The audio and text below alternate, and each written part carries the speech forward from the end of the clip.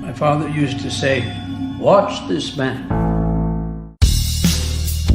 He's been cited by IGN, The Quartering, Timcast, The Daily Wire, Bounding Into Comics, and even Dr. Jordan B. Peterson.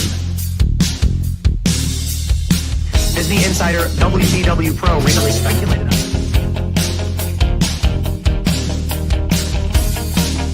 Time and time again, he's broken big entertainment news live on the air. I've been following WDW Pro and his track record for years.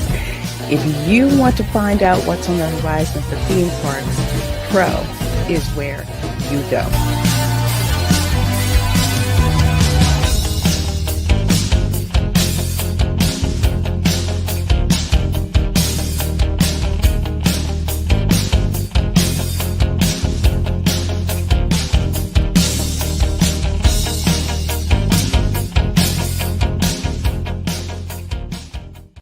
Morty, let's check in on Rian Johnson's new trilogy. Okay. I bypassed the compressor. What did you do, Ray? Son of a... That's gonna leave a mark. Now, he was okay, after 6-7 weeks. Okay?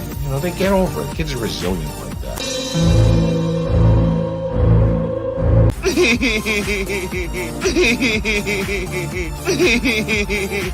Yeah. I hate it. It's the standard, what would George do? I don't want you here. So sorry, George. I didn't think it would go like this.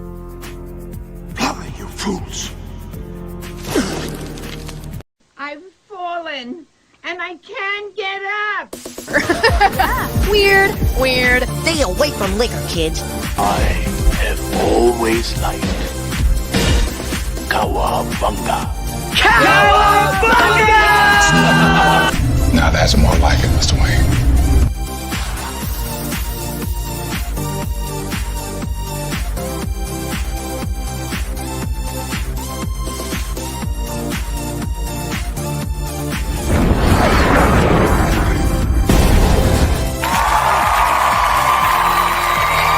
It's about how hard you can get hit and keep moving forward. How much you can take and keep moving forward. The Force will be with you, always. That's how winning is done. I am vengeance. I am the night. That's what she said. I am Batman. If I won tonight, I would come home and we'd celebrate. Well, I'm coming home, we're celebrating. God bless you all. Watch your habits, for they become your character. And watch your character, for it becomes your destiny. What we think, we become.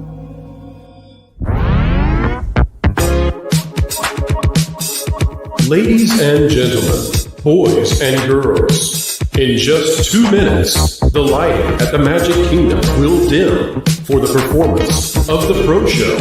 We hope you enjoy and have a magical, truthful time.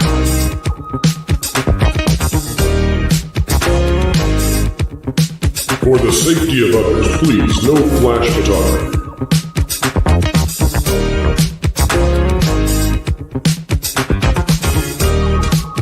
And welcome to Provision 3D.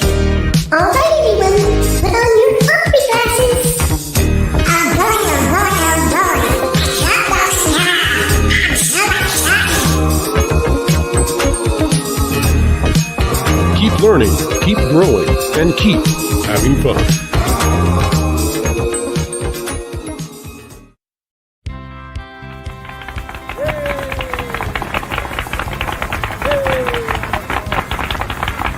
To all who come to this happy place, welcome. You know that you've been taught the golden rule, do unto others as you'd have them do unto you. Yes, Paul. Autobots, roll out. I'm bringing the party to you. If somebody's going to try to blackmail me with advertising, blackmail me with money. Fortune and glory, kid. Fortune and glory. We're gonna do it!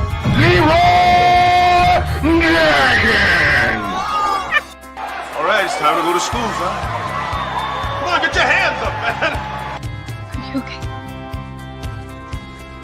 They'll never take our freedom!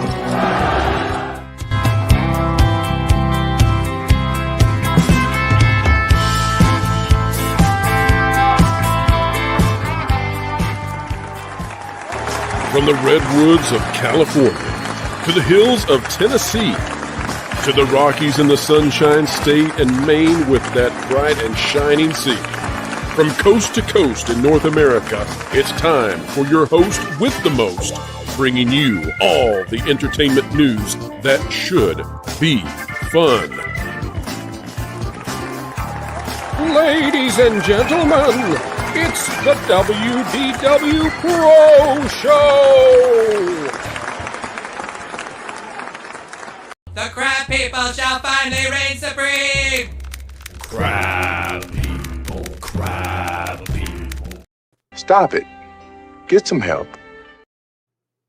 Well, Jonas, I see you have scurried away and hidden your brand new shiny avatar from the audience. Yeah. Can you hear me, or is it coming through with double audio right now? No, you sound wonderful, Jonas, and I love the way you look even more because, well, it makes me look shinier and better than you. Oh, well, I guess that's fine for now. We'll see. Just give me a moment here. Oh, I'm sorry. Are you having technical difficulties? Sorry, folks, we're not like Disney. We're not going to do an e-stop right here. Sorry, TPM Vids. We will give you no material this eve. Jonas, are you ready for a fantastic show today? I am ready for a fantastic We haven't done one of those yet today, have we? I've been on no less than 4 fantastic shows today, sir. We're not hardworking folks at all, though. Folks, welcome back to another fantastic adventures in the wild days of Pro and Jonas. Jonas and Pro, two amigos surfing through the web and flying high on the wake of entertainment. And Jonas, I await many more panelists who are going to be joining us tonight, but we have to review Skeleton Crew. And it's been a few since we've done that before, but we've cozied right back on in, and we are ready to do so. And we are on the, I believe, penultimate. Is that right, Jonas? The penultimate? I do believe that is the word that we could use to describe this episode. Sorry, I was just having a little bit of trouble here getting dressed for the episode there. Seriously, you have a spaceship. Well, I'm borrowing a spaceship for the moment until I can get the treasure of Atatin. So let me get this straight. I came in here, you had a circular avatar, and you were having technical difficulties, and the next thing I know, you got a freaking spaceship. Yeah, I believe that is the technical term. I was technically being difficult so that I could show you that I have a spaceship. With a couch. Look at that over there. There's a couch in my spaceship. Who knew? You know, folks, instead of doing a show where I get shown up by Jonas, let's just do 30 minutes straight of the Rooster Dance. Here we go. All right, I'm getting notes from the producers, a.k.a. Jonas, that we can't do 30 minutes of Rooster Dance. That's apparently in the contract. So, all right, well, we're stuck with this, with Jonas having a spaceship flying through space. Oh, and it comes with a couch. It does. It has a couch. It's a space couch. There's actually 2 space couches, but you can't see the one. Oh, I'm sorry. It comes. Can you wiggle your little avatar? Can you get your little Men's Warehouse suit out of the way so we can see your second? Oh, sorry. That's the wrong layer here. Because once it's in, oh, I see. Yes, because once it's 3. In space, it's a space sofa. Yes, that. By the way, that means that there's probably a space TV that is just off frame on the left. Otherwise, all of these couches, these space couches here, would make no sense. Otherwise, is it a plasma? No, I don't believe that we have any plasma until William Thompson. With a $5 super chat. I just want to let you know I feel your pain on watching a bad Star Wars show and nothing on my name change. WDW Pro. Jonas Campbell, my YouTube hero. Let me get now this straight. That is a person who knows something about plasma. Let me get this straight. It's going to be one of those shows, folks. We are here to review Skeleton Crew. Jonas has his own spaceship with space couches and a not plasma TV, which means, by the way, that he doesn't have to worry about burn-in whatsoever. And William Thompson got his name back, so now he doesn't have his name as I'm with weird WDW Pro. Yeah. It's all my nightmares happening at once. You have a spaceship. William Thompson no longer has to fanboy about me, locked into a YouTube name he never actually intended to keep forever. You know what? We'll just cut to this. Quiet!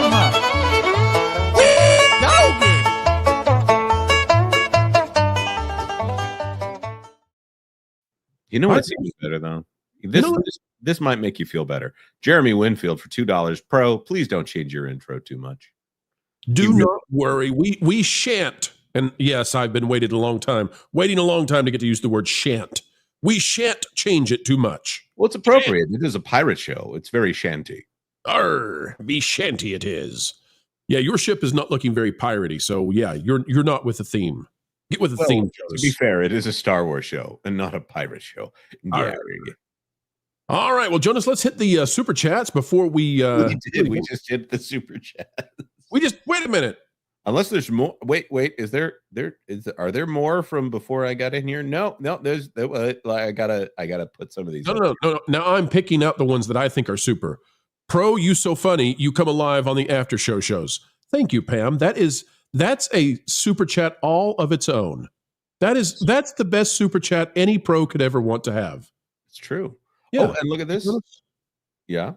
What do you got? I got Samuel Main gifting 1 WDW Pro membership. Thank you very much, Samuel Main. Well, that was very nice of Samuel Main. That is why he is not just the main, he is the man. And he's almost the Columbia TriStar logo there. It's really nice. Ruby Hove. Hey, always good to see Ruby Hove. Member for 8 months. Hail and hello. Have a great one, all. Well, thank you. And Ruby, because you're here, we will. And Jonas, what's going on here, buddy? Rip What's Jonas. I don't know. Perhaps I have passed on. And I don't know. And I have been cursed to host live streams for all eternity. Yeah, we have LW Ghost. Maybe you're Jonas Ghost. I don't know. I don't know how it works. It could be that Kendrick wants you to tell jokes that are at my expense. Huh. Well, we could do that. Yep. By the way, go ahead, Jonas. Oh, well, I just wanted to pair this with the member milestone chat and say that Ruby Hove gifted 1 WDW Pro membership. Thank you very much, Ruby. Thank you, Ruby. And I just want to say that we have achieved something special tonight, Jonas, as we're getting ready to get started. 200 plus of you out there on the YouTubes watching us, another 150 or so on X. Happy to have all 350 of you so far, but we've achieved something special. Folks, if you're on YouTube, take a look. Because we're going to be talking about Donald Trump, President Donald Trump, apparently coming to Marvel Rivals, the YouTube algorithms have decided they need to clarify who has won the election. So, I don't think we've ever achieved this in a Star Wars stream before. Star Wars stream. Who won the last match of Marvel Rivals? Wait a minute. Lauren is out there asking, Lauren, we sent you a link. Surely we sent you a link. You know what? Jonas, maybe this is my fault. Maybe this is why we don't have any of the rest of the panel with us. Let me send it out there. Yeah. We're about to be joinified. Did you just have a door opening sound? Apparently I did. Your spaceship has a door opening sound? When I apparently when I have StreamYard open in the background, yes, I do. I need to change my audio sourcing a little bit here. Let's see if this still works if I hit that button there. I'm not here to help you with your tech issues. To do that, we'll use your door opening sound to allow in our first panelists. Folks, please welcome them to the spaceship that's flying somewhere in sunny, well, it can't be in somewhere sunny USA because it's a spaceship, but you get the idea. It's Lauren, it's Nolan, they're here, they're ready. Are you under the impression that the sun is not in space? Well, I'm under the impression that according to the United States Electoral College has confirmed Donald Trump as president-elect. We're just getting this in the notification below the stream, folks. It's brand new. We're in January, YouTube. Is that thing going to go away in 13 days? Are we never going to have to hear that again? Are they going to have to tell everybody, no, just current update. Donald Trump is the president of the United States. I'm ready for the Electoral College to declare that Lauren is the smartest Star Wars guru out there. Apparently not. It looks like all of my predictions were wrong. We're going to get to that. I thought that would be a fun conversation to be had. But I'll say this. The Electoral College, people have problems with it. I got problems with it too, by golly. And I just figured out what I take issue about. We get all these people out there saying, oh, the Electoral College, you got to get rid of it because the Electoral College. You know what? Cartman time. You got to get rid of the Electoral College because, oh, dude, it so sucks because, it's not even the popular vote anymore. Okay, here's my problem with the Electoral College. You ready, folks? What kind of college only functions at once every 4 years? No wonder they don't have any students. Here's the deal. Let's get on to making some real stuff with the Electoral College. Do your presidential thing. This is, by the way, how we get. This is going to be what YouTube slams us for as a stupid joke. But get your presidential thing out of the way, and then come on. About April, May, we'll get the Electoral College on voting who's the smartest Star Wars guru out there. Lauren's going to win in a landslide. I've seen the polling. Rasmussen has it. He's at like 67%. It's a super majority. I just want to say that when I am elected, that I will donate my salary. I was worried he's going to say he's going to donate his kidney. I don't think you should do that. I think you should keep that salary. He's drank a lot of Mountain Dew. He's like Dale from King of the Hill. I really wouldn't donate the kidney. It's more of a punishment for whoever gets it. All right, that's a joke. Lauren is actually extremely healthy. In fact, he may be the healthiest of all of us. I've met the man. He's a living Indiana Jones. All right, here's the deal, folks. Listen up as we get ready to get started today. We've got some stuff under the way that we got to talk about. Jonas, we had a few more super chats. We're going to hit them, and then we're going to hit some entertainment stories like the world has never seen. And if you're wondering, Jonas, if you're saying, what's Pro on tonight? It's clearly Canadian. It's a diet.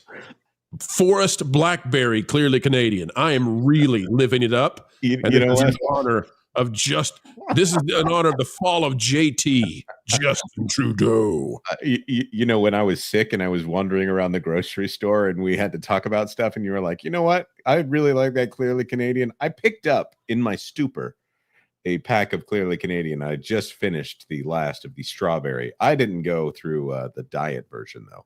I drank real Clearly Canadian like a real man, though.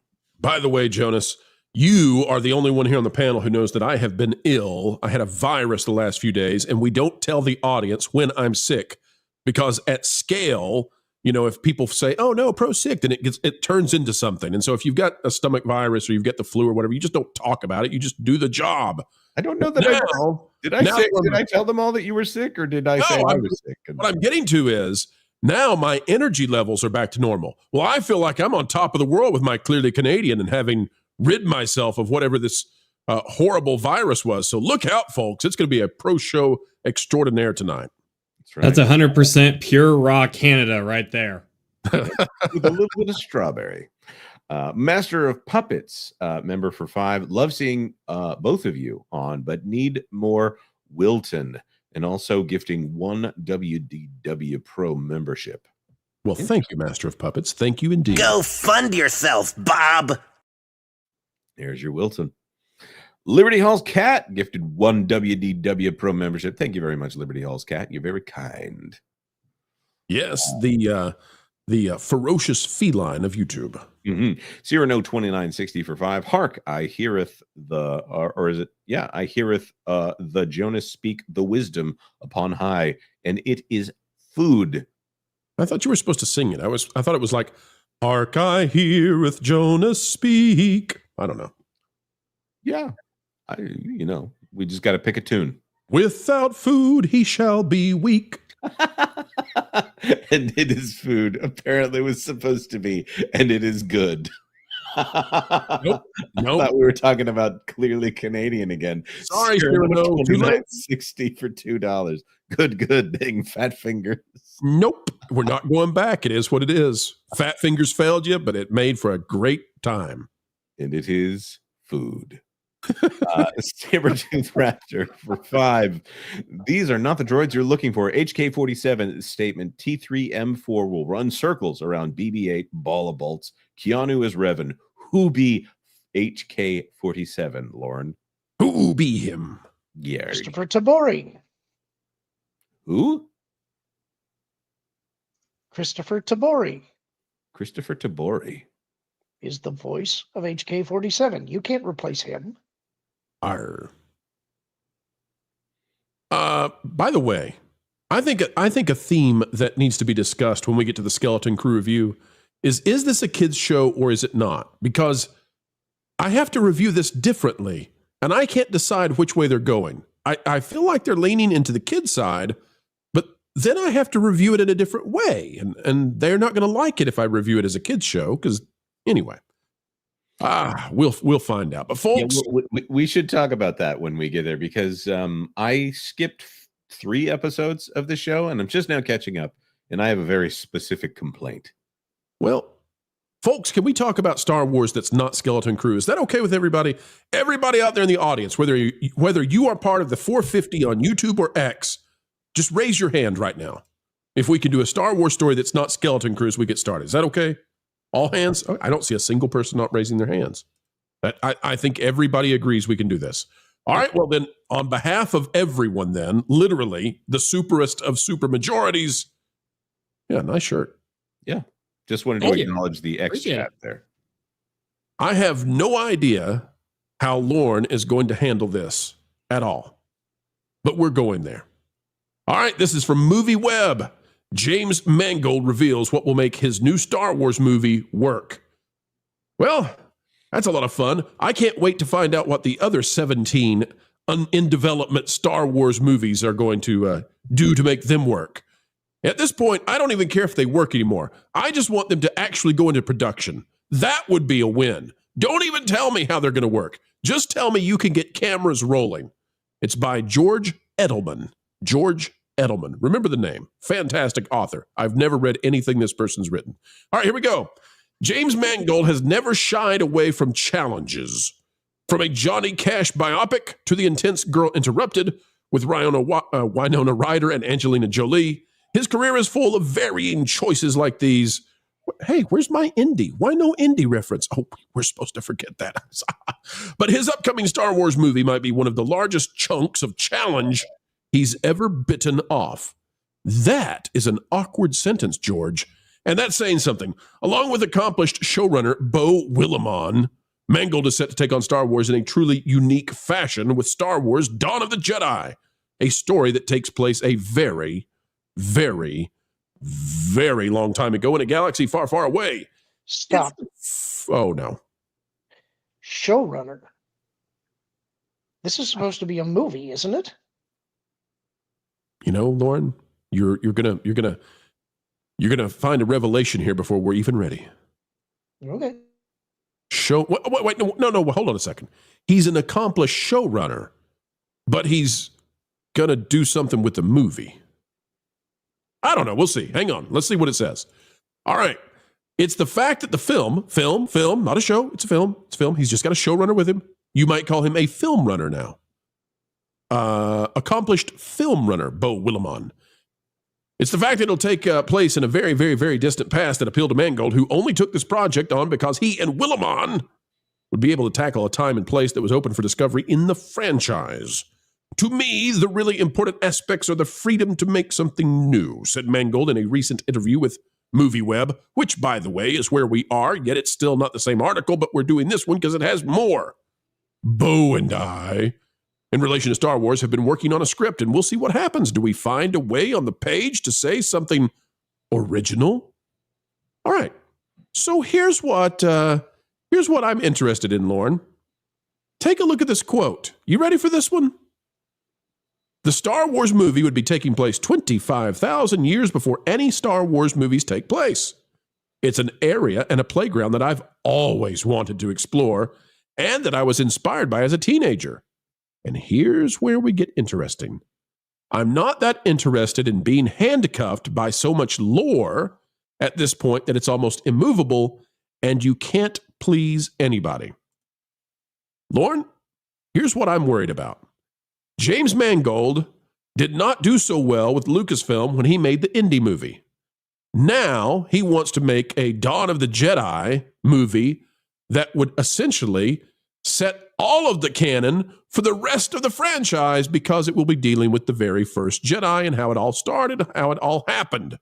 He is making the genesis of the Jedi. So I don't think he's getting what he wants here. It seems like he wants an empty, just a totally open sandbox. And I think what that is it's a different franchise. Like, I don't think that's what he thinks it is. This is a Pandora's box they should really be careful about opening, especially after what happened to Indy. Lauren, is this possibly the most dangerous thing they could do following what they did with the sequel trilogy? Yes, but But the Dawn of the Jedi from the old EU was in this same time period. You're talking about 30,000 years before the movies. It was a very, very different take on the Jedi and what we knew about the Force from previous material. And so in that sense, it was a departure. And some people liked that, some people didn't. I did, actually, because I thought it was a really interesting new take, and I thought it was pretty good. What James is saying here, though, is he wants what every writer wants. He wants the cachet of being attached to a great big IP and project and everything that comes with that. But he doesn't want to have any constraints on what he personally wants to do. And that means that he has just made the one statement that will make him an enemy of mine. If you don't care about the lore, if you don't want to be constrained by it, stay out of our playground. You don't belong here. If you're not going to respect it, stay out. And if you're not going to treat it properly, we will definitely not buy a ticket, and you will continue to be embarrassed by the crashing box office returns that have been seen over the last couple of years. Pay it respect, do it the right way, understand that you're a guy who's here for work for hire work. You're not an auteur. That guy was George Lucas, and he left a few years ago. fathers with daughters out there, pay attention to what Lauren just said. You're going to need to use that with the future boyfriends trying to take them to prom. Treat the daughter with respect. Treat Star Wars with respect. Darn it, James. You don't get to take this franchise to the prom and not spend the time to figure out how to respect it. Nolan, I saw your eyebrows going up and down. You were really into that Lauren speech. What are you thinking right now? Well, you know, the stereotype, like, shotgun dad, you know, with the daughter. I'm picturing Lauren would probably come out, but be a freaking lightsaber or something like that. You stay away from my daughter. Probably true. Probably true. So Mangold is this kind of, he's a conundrum to me because he has made some really great movies. But then he made a stinker, a terrible film in Indy. And the whole way through making Indy, he made bad decisions and he made fans mad and he attacked fans who were right. He attacked the Salty Nerd Podcast guys, and Salty Nerd Podcast was exactly on the mark with what they said. They were vindicated fully. So I don't know, Jonas, do you think that Mangold is just, maybe he's been desecrated by Kathleen Kennedy's crazy crew? Or do you think that this is a guy who can come back and learn from his mistakes that he'll never admit that he made with Lucasfilm and put out a decent Star Wars movie? You know what's funny is I see two things going on here with James Mangold. James Mangold got Dawn of the Jedi right before Indiana Jones and the Dial of Destiny hit theaters. That is a classic Disney strategy to try to say, well, this is so good, we want them to come out and do it again. That's something that they do almost every single time. They go ahead and talk about sequel buzz on a film, and well, what's the best way that you can talk about sequel buzz? You can say that we're going to do a sequel. Well, you're not going to do another Indiana Jones film because Harrison Ford is probably not interested in doing another Indiana Jones film until he runs out of money again or something like that. So the next best thing is for them to say, oh, in fact, it's so good, we're going to give him a Star Wars film. We want him to do what he did for Indiana Jones over here. It all seemed like marketing spin. And for something like this, I think that's good for a person to land on their feet somewhere else. And maybe the best way to do that is by hiding out at Lucasfilm. The funny thing about Mangold is it actually sounds like he is trying to do something at Lucasfilm this time. He's not a screenwriter that happens to have picked up the project and is being completely hush about it. Mangold is actually complaining about, well, the Indiana Jones debacle here. And I don't know what exactly he felt like was put upon him with the Indiana Jones stuff, but it sounds like he's a little bitter about how that entire thing went down. Now, as far as Star Wars goes, I don't know what respect to the lore they have there at Lucasfilm right now, based off of what we saw from the Acolyte. It seems more like it's an annoying thing that gets in the way of what they want to do. So they keep going farther and farther back into the canon before, so that it's very far removed from the Skywalkers. It seems like when they do something that has the Skywalkers in it, they want the Skywalkers to be disrespected. In fact, they would like someone who isn't a Skywalker to be a Skywalker. I think that they actually don't like Star Wars very much there at Lucasfilm. I think they are done with it. They want it to be complete so that they can move on and do something else. So maybe that's indicative of the people that he's working with, the people that have welcomed him in there at Lucasfilm. I really don't have a lot of respect for what they're doing. And the rumor that they hate Skeleton Crew, well, it's kind of funny because Skeleton Crew is probably the best thing they've done since Mando Season 2. I, for one, would like to welcome James Mangold to completely rewrite everything to do with the history of the Jedi with Dawn of the Jedi, because that will give him something to do before the next Indiana Jones movie. And it gives Harrison Ford, frankly, time to make his next sequels. So we could get Air Force 1-2. We could get The Fugitive. Get off my plane again. The Fugitive Refugitated. We could get American Graffiti Part 2. Hollywood Homicide Part 2. There you go. And then we'll come back to Indiana Jones and, the Dial of Dysentery or whatever we're going to do next. And that'll give and Harrison he can give his visual likeness the rights to his appearance for 15 Red Hulk movies. Everybody be happy. And then, James Mangold can do Star Wars, a full Dawn of the Jedi trilogy. Who knows? But that's where we are right now, folks. That's what Lucasfilm is up to. And I'll tell you what, Lauren, I'll give you the opportunity to button this one. Chances this gets made in light of all of the stuff we've heard that never, ever, ever gets made. Is it another Patty Jenkins, Lauren, or is this the very rare and elusive Unicorn Favreau film that actually goes into production? I'm still of the opinion that everything is still in the blue sky phase and that they're making a lot of announcements so that they don't fade completely from discussion and possibly also try and push some of the negative stories out of the press. I don't think anything is really in ramped up production, and I'm not expecting to see anything except for The Mandalorian and Grogu on the big screen anytime soon. I kind of think they're running out the clock. And I hesitate to say that because it gets old, and I know people get tired of hearing it. But my gosh, Kathleen Kennedy's 71 years old. Like, even if these movies go into production, she's never going to see them made. I'm not saying she's going to kick the bucket. I'm saying she won't be at Lucasfilm when these things come out. So I don't know. I think that if I'm Disney, I got a new CEO that we don't even know who it is that's got to be coming in next year, surely. And Kathleen can't really be there when these movies come out. So I'd be saying to her, Kathy, come up with whatever crazy stuff you want to come up with. We're not going to do it, but it'll make the investors happy, and we don't have the freak out in the retail space where they say, get rid of the Star Wars because none of this is real. So just run it out. That's what I think. Anyway, I could be wrong. Could be right.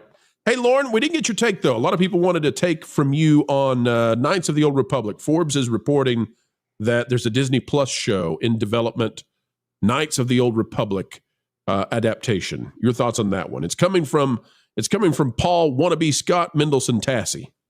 No, there's not. All right. Well, then there's your response, folks. I mean, honestly, that is, if they were really developing something like that, they may as well just stick their arm straight into a wood chipper. It's like they haven't proven that they can do anything with anything. This is the last unsullied part of Star Wars lore that they have. Unless they want to just self-delete in front of everybody, they better stay as far away from that as they can. Oh my gosh. This is literally what my take was that this was the last thing they hadn't destroyed yet. This is the last thing that they hadn't turned into. Now, commence Operation Vacuum Suck. Suck. Suck. Suck. The power of one. The power of two. The power of many. No! All right. Well, Jonas, we have the power of many with Super Chats. Let's get them up. And then we're anticipating, folks, that Marvin the Movie Monster and Kevin Apollo will be appearing soon. And we'll get started with this review. Jonas, let's put them on the screen. Let's do it. William Thompson for $2. Can we talk about Korean cheerleaders instead? Oh, Mr. William. I think it's pronounced William. It's actually much harder to say William than William. I don't know. That's a paradox, isn't it? Official D-Regs for $2. I thought Skeleton Crew was a Star Wars kitchen show. Did That anyone was else Harvey keep Korman. getting those tie-in ads for like, what was it, some chef whatever, and they were like, we have the new Star Wars Skeleton Crew promotion going on, and it's like the most soulless ad ever. You know what I'm talking about, Lord. Well, hello, children. Yep, yeah, I've seen it, and as you said, it's a marketing tie-in that they don't really care about Star Wars. But here's the thing: let's get our thing in front of you. You know, the more At I least think the about old- it. Go ahead, Nolan. At least the old Ghostbusters ones, you know, the tie-ins were kind of charming. You know, they'd ooze or they'd get you like green food. This is just like, they don't even do anything special. They just give you posters or little pictures. It's lame. Oh, good. Yeah, I mean, the Star Wars kitchen show though was from the Star Wars Holiday Special when you had the multi-armed Harvey Korman. They were advertising the Harvey Korman sketches? What? No. I'm responding to the super chat. He's saying he thought Skeleton Crew was a Star Wars kitchen show. Oh, And yes. I'm saying the Star Wars kitchen show was the Harvey Korman bit from the holiday special back in the day. That makes sense. That does make sense. Whipster. I just That's can't the get it off my mind now. I want to take William to Korea so I can find out how people pronounce his name there. William. I can't. We've got to find out. Obi-Wan And I- Kenobi. Let's move on before we get canceled. Obi-Wan Kenobi for 5. Let's move to a different region and try to keep. I'm glad we're now giving Disney inspiration for their future Galaxy's Edge recipes. I think I have a chameleon infestation, but there's no real way of knowing. It's true. It's true. They're in active camouflage at every moment. SFX Sabretooth Raptor for $5. Here's an idea. Put Steve Urkel and Carl Winslow in Star Wars. It might work. Can't be worse. Well, we're halfway there. We had way more Jaleel White in this one than I think we've seen before. So that was nice, right? Right? Yeah. Everybody enjoyed Jaleel? Seems to be a good guy. Not bothering anybody. Not bothering anybody at all. Except that guy. He bothers that guy a lot. Yep. You mind if I? Sorry, you mind if I call out a message in the chat for a minute? Sure. Howdy DeWitt said, "My voice sounds like the guy from Total Recall who Arnold notices the bead of sweat going down the guy's face. I always used to get told that I sounded like Robert Stack, the old guy from the Unsolved Mysteries back in the day. If you remember that phone number, it's 1-800-876-5353. Oh my gosh. So that may be. We need one more line. Do you have one more line from Unsolved Mysteries? If you or anybody you know knows anything about the story that we've covered in this episode, be sure to call our hotline at 1-800-876-5353. By the way, why did they put that show on right before kids went to bed so that it would freak us out and give us pure nightmares? I don't understand. Like, who took satisfaction in being like, you know, it's about time for kids to go to bed across the country. Let's put on Unsolved Mysteries and have them wonder if they're going to survive the night. You know I get a reputation as the person who is always like, think of the children, but I think kids being a little bit scared through their own imaginations, that's actually pretty good. Yes, we all like unsolved deletions of human beings right before children go to bed. That's a little bit of healthy fear is actually good in society.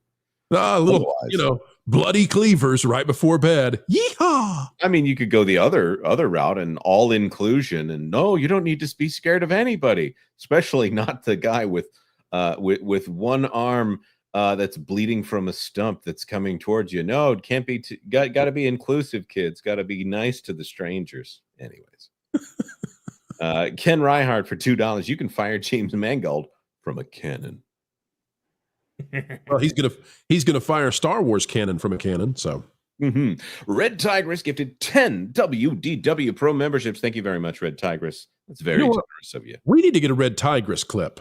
Hang on, I'm adding that. We were down to just a few left to go that we had to get created, and I'm going to add that in for our very special VI Pro. Add a Red Tigress clip. All right, because listen, of all the superheroes. Imagine if there's a Red Tigress superhero clip with the red hair. I mean, it'd be amazing. It'll be amazing. I think so. JPS, though, for $2. Whip, whip, stir, whip, whip, whip, stir.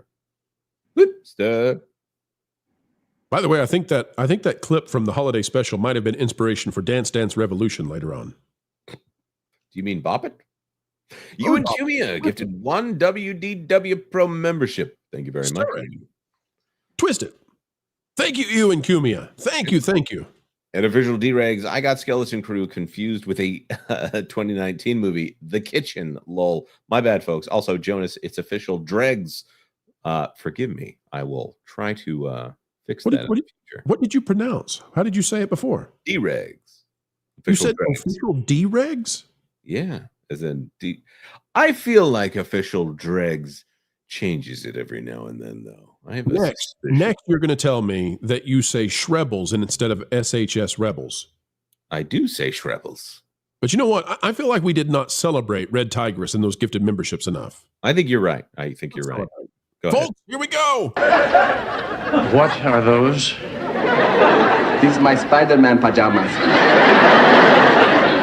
Let me rephrase that. Why are you wearing those? Because my He-Man pajamas are in the laundry. That Balky is wearing red pajamas. That was as close as I could get to red Tigress Spider. He-Man pajamas. I like the way that Bronson Pinchot says He-Man pajamas. Sorry, how did you pronounce that name again? He-Man pajamas. No. Bronson. How did you say his name? Bronson Pinchot. Pinchot. How do you pronounce it? Bronson Pinchot. The accents of Official D-Regs and Bronson Pinchot. Is that Pinchot? You uncultured swine. All right, let's get. Very well. You don't even know what island Balky comes from, do you?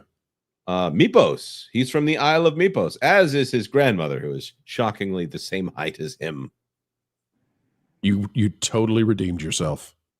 I watched a lot of Perfect Strangers growing up. Way too much. All right, folks. Well, we're still waiting on Marvin and Kevin Apollo. And I know, but Pro, patience is a virgin, cousin Larry.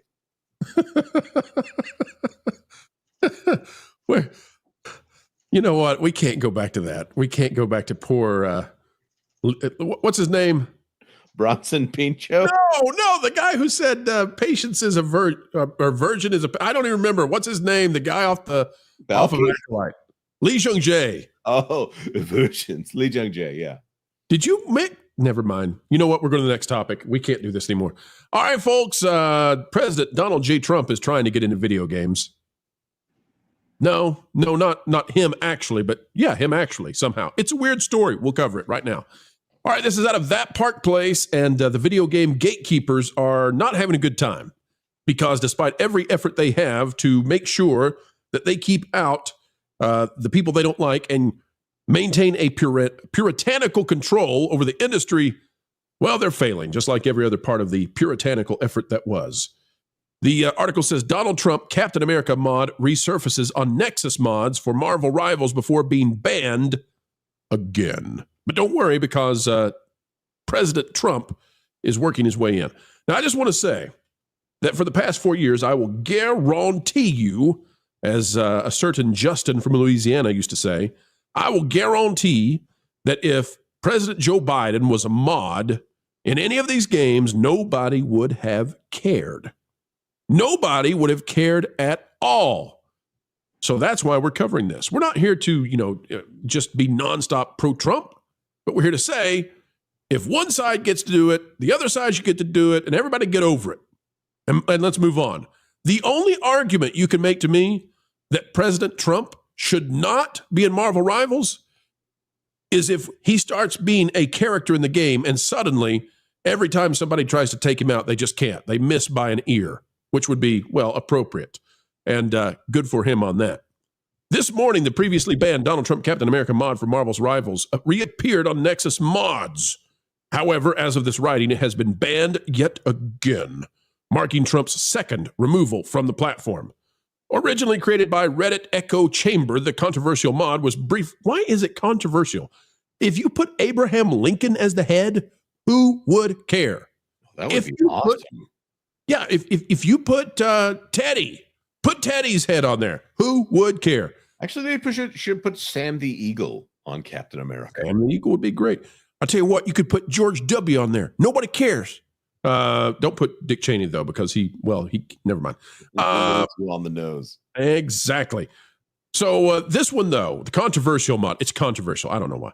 Briefly re-uploaded on the morning of January. Of course it was, by a user named SZH Red, which I'm going to assume is Shred, but SZH Red 1. However, the mod's availability was short-lived, as Nexus Mods quickly acted to enforce its long-standing policy against politically themed content. Sure. This marks the latest chapter in the saga of political mods for Marvel Rivals. The Trump mod had previously been banned alongside a Joe Biden Captain America mod, both of which violated Nexus Mod's guidelines aimed at maintaining neutrality and preventing divisive content. While the Biden mod has not resurfaced, the Trump mod's brief return has reignited debates within the modding community about free expression and content moderation. Now, had there not been a Trump ban, bet there would not have been a Joe Biden ban, right? Okay. Now, there's another platform out there that apparently is hosting the mod, and I'm not sure if it's in this article or not, but there appears to be another one that's going on. There are also Rivals players who are requesting all kinds of stuff to go in here. So I guess what we should do right now is debate the thing, because let's take Overwatch, for example, which is what Marvel Rivals has essentially destroyed. Overwatch went full in on the rainbow stuff, right? Like, you don't even get to decide in Overwatch if you want the rainbow icons. You just get them. You're a 12-year-old playing Overwatch? Cool. You get all the stuff, all of it, every flag imaginable. Well, Marvel Rivals is not doing that. And so somebody could say, well, Pro, maybe they shouldn't do the Trump thing, because then they can say later on, we didn't do Trump, therefore we're not going to do all this other stuff. I don't know. Panel, what do you think? Should they allow mods so that you, as Captain America, can role play your very favoritist presidents of all time, whether it's George Washington, George W. I don't know. Maybe you want to play as Garfield. I don't know. You might need a bigger character model for that. But anyway, maybe Taft. Maybe Taft would require that. What do you say? What do you say, panel? As disappointing as it is that I can't play as my main homie, Grover Stewart, I am actually very much in favor of them eradicating him from the game. I know I said this a little bit on the gameplay stream today, but I know a few years ago, the game Animal Crossing New Horizons, they had a whole island, I guess, that they did as part of their campaign for like Joe Biden or something like that, and Nintendo gave that the Swift. Oh no, I forgot that it's always islands, isn't it? So you're telling me there's a secret island where Joe Biden is?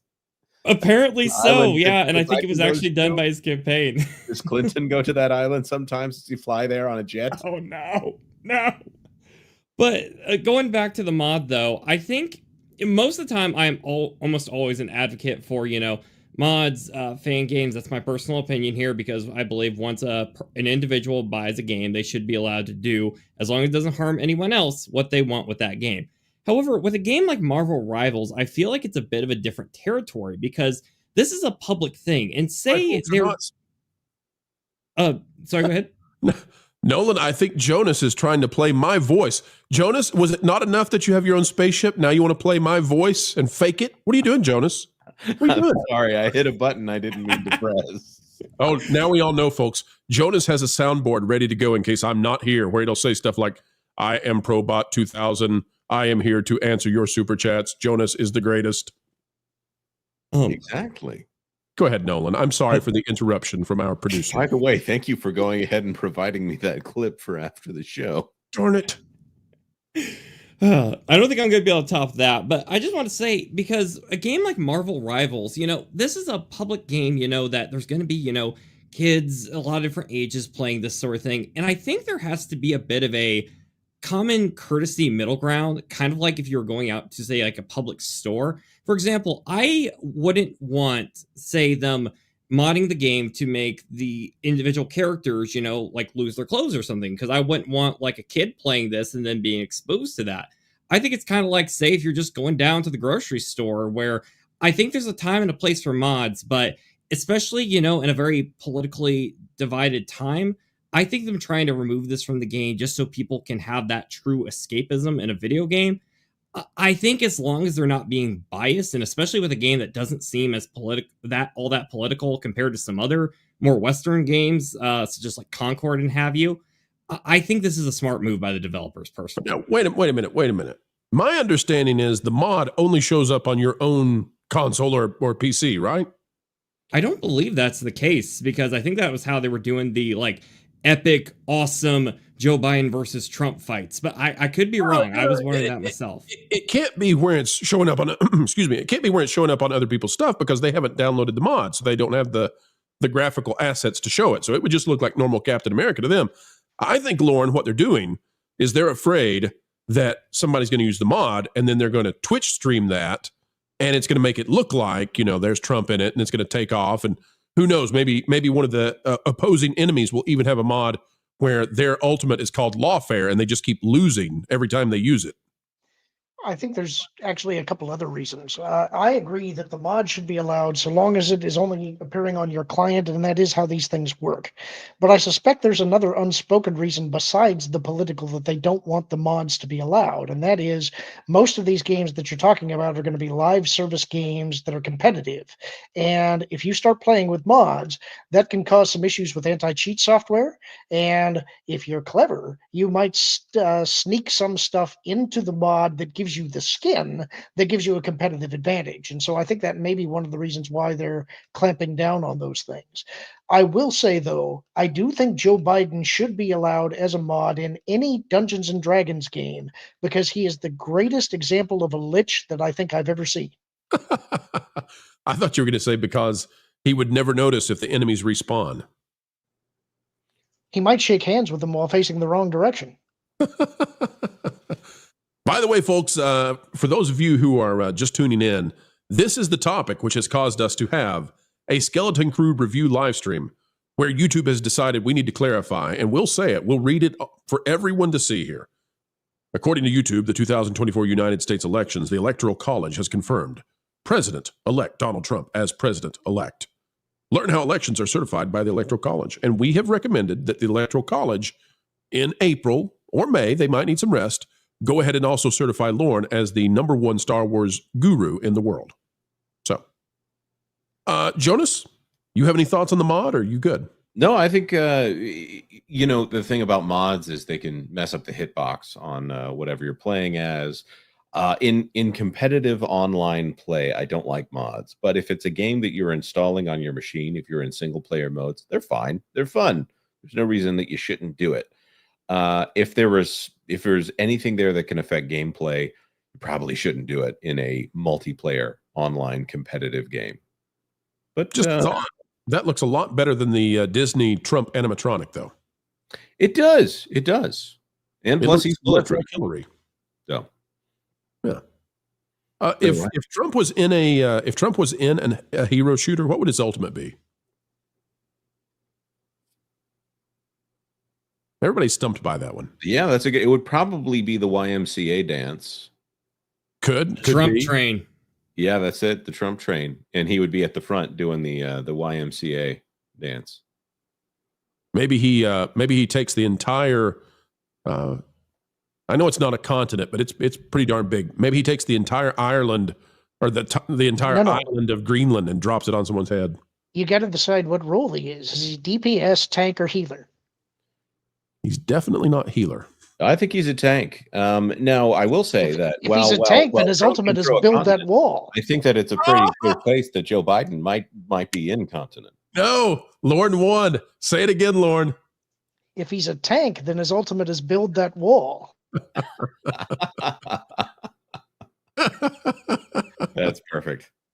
Oh, all right. That's it, folks. We can't beat that. Topic's over. We're done. That's over. Yep. Lauren has won the day. If this was a game, Lauren would be walking away with all the chips.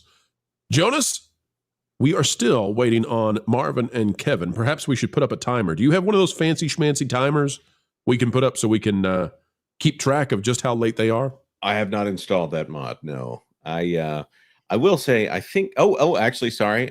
I think I do have one here. I'm going to say you've got a spaceship, man.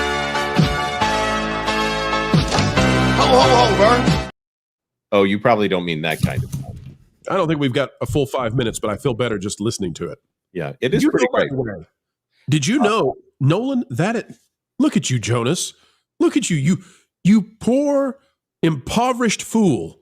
You come onto this show with your spaceship, and Nolan just pulls up an analog watch, a little clock that you and your little Men's Warehouse suit, you don't have one, Jonas. What are we even talking about here? I'm talking about you with your cool stars and your, I've got a space sofa. No, I've got 2 space sofas. Oh, I got a lazy boy space recliner. You need to chill You out. don't have a clock. Oh, Get a nice cup of tea. yeah, it's got a clock. He's got a Everybody clock. relax. Shut up. He's got a clock. Does the clock move? Is it animated? The wind is no, animated. If the wind itself is animated, yet the clock is not, then there's a problem. It's a 15-second loop, bro. It wouldn't be a very good clock if it was on a 15-second loop. Be detectable. Yeah. Nolan, is your clock on a 15-second loop? Put the clock back up there again. Unless it has some sort of identifying feature when it's like, here's my address. Don't put that up. We don't want to dox you with a clock. See, Jonas, come on, get with it. Get with the times, Jonas. Okay. Get it? All right. Time joke. All right. Back into All space. right. We do have a couple of super chats, though. All right. Official Dregs for $2. Last time I saw Nolan, Lauren wanted 3 speak to him. Last time I saw Nolan, I think it Lauren- might have been on Lauren TV? wanted to speak to him. Lauren wanted 3. Oh, Lauren, you muted. Listen, I don't official think Greg, Lauren let's would have talk. no. We need to have a serious conversation. Hold on a second. This is just, guys, I'll bring you back in a minute.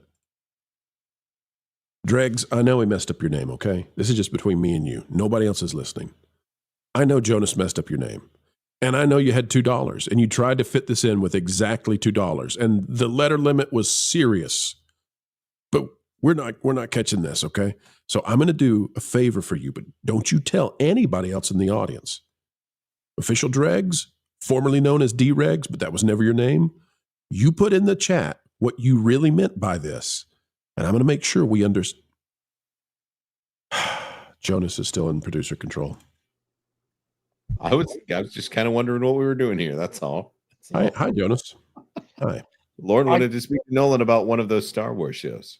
Yeah, I remember I wanted to have words with you because you had a really bad take and I was going to hurt you for it, but I don't remember what it was.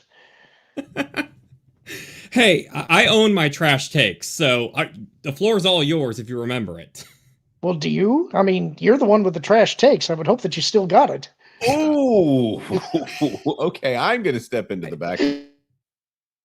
Wow. I would say it was I would say it was my opinion on the 2016 Squad movie that featured Harley Quinn, but I know we actually shockingly agree about that movie, so. No, it was Star Wars. I don't remember. It was, you were a fan of one show over another, I think, but I don't remember what it was. It's probably me liking Obi-Wan or Mandalorian over like Acolyte or something. No, that would be accurate. That's fine as long as you got that pairing. I don't know. Was it the Freemaker Adventures? That was No, that was talked about that one. Yeah. Unless you're somehow implying that you don't like the Genndy Tartakovsky Star Wars series, which had Oh, the best no. version of General Grievous, because that That's was amazing no, art, that- and I'll fight you on that. No, absolutely. The Genndy Clone Wars is top tier. Absolutely. I would give him a series right now if I could. Amazing stuff. And then they Yeah. based the Clone Wars, the 3D animated Clone War style off of that style, except wooden. They take the best part of the Genndy Tartakovsky animation, and then they make it stiff as all get out. They take the animation out of the animation. Yikes! Those first couple of seasons of Star Wars: The Clone Wars were rough. Yeah, no argument there. I don't remember. I don't remember what it was. I just remember there was some take that I thought came way out of left field that I was going to have words with you about. Was it the Nolan? I just want to ask you: is Jar Jar Binks a Sith Lord? They're too much of cowards to actually do it. I was trying to think of what are the worst Star Wars takes out there. I'm actually not totally against the Jar Jar as a Sith Lord thing. I think it's a clever theory. I don't buy it. I think that George had an intended purpose for Jar Jar and completely biffed it in the Phantom Menace, and actually I think he kind of did Jar Jar a little dirty after that because of the fan reception. He did. He shut him up. And then he had him doom the entire galaxy. Yeah. But I will say having him doom the entire galaxy was funny in context. It's like that was George saying, you know what, fine. And I thought, that's kind of awful, but at least he had a sense of humor about it. Yeah. I'll also throw in there, apparently he told Filoni, treat Jar Jar, have the Jedi treat Jar Jar the way the fans treat Jar Jar. And you can really see that on screen. By the way, I'll tell you this, guys. We've got one more story. That's all we have. So we can stall for Kevin and Marv. We don't need to stall. We have another super chat from Dregs. Official $2. All I'm saying, Jonas, is that some people wake up and they've had a horrible nightmare that they went to school or they went to work with only their underwear. Me, I have nightmares that I'm doing a 2.5-hour show and we don't have any stories and we have to fake it the whole way through. So I don't think that's scary for you. I think you could do that.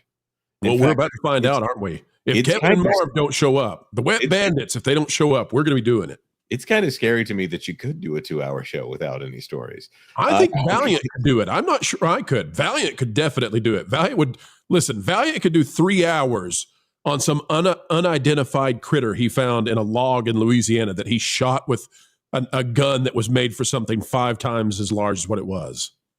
And he's working on figuring out the dental records while he makes jambalaya on his boat.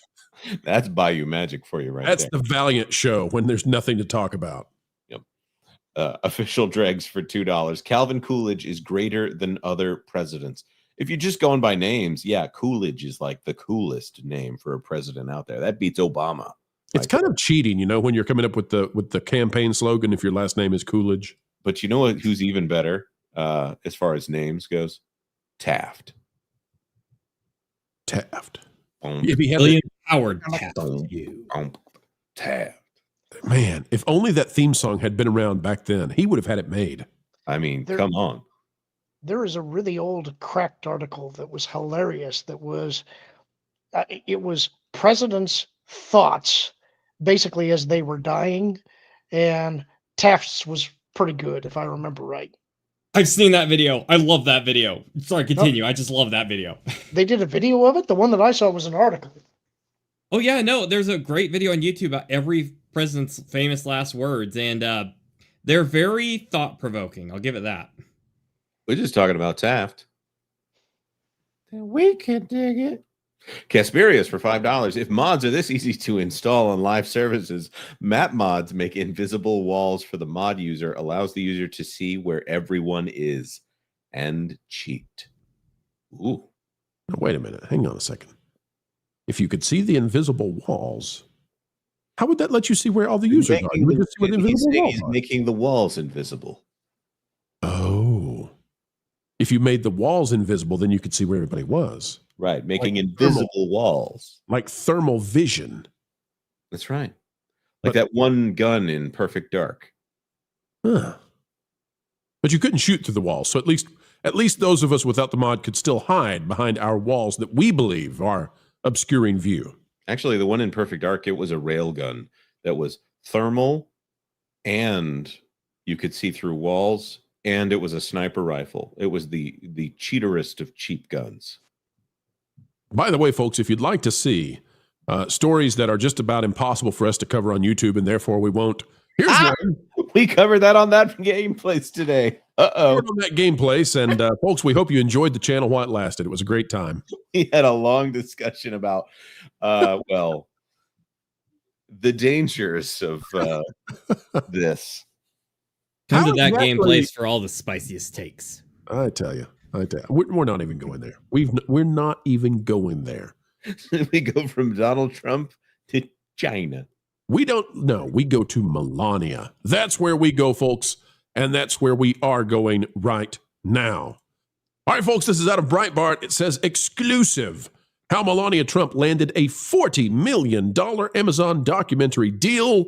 And here is the deal, folks. Here's why we're covering it.